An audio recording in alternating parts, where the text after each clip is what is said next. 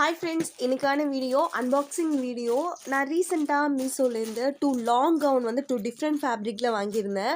அதான் அன்பாக்ஸ் பண்ண போகிறோம். ஃபஸ்ட்டு கவுன் பார்த்தீங்க அப்படின்னா க்ரேப் மெட்டீரியலில் ஒரு பிளாக்ல ஒரு ரெட் ஃப்ளார் போட்டு பார்க்கவே நல்லா பிரைட் அண்ட் ஷைனாக இருந்துச்சு. 300 சம்திங்க்கு இந்த கவுன் வந்து ஒர்த்துன்னே நான் சொல்லுவேன்.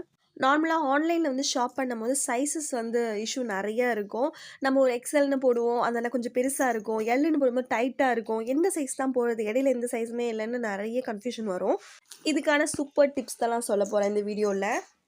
என்னன்னா, கிரேப்பு ஜார்ஜெட்டுங்கிற மாதிரி மெட்டீரியலில் வந்து நீங்கள் அக்யூரேட் உங்கள் சைஸஸ் வந்து போடாமல் ஒரு சைஸ் கம்மியாகவே போட்டுக்கோங்க.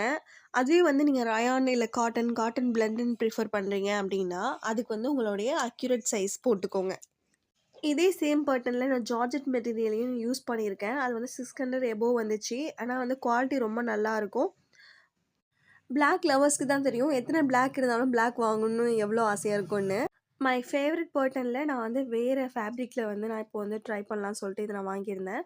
நெக்ஸ்ட்டு கவுன் பார்த்தீங்க அப்படின்னா ரயான்னு சொல்லி அவங்க வந்து ஷோ பண்ணியிருந்தாங்க. பட் எனக்கு வந்து ரிசீவ் ஆனது வந்து காட்டனில் வந்து எனக்கு ரிசீவ் ஆயிருந்துச்சு.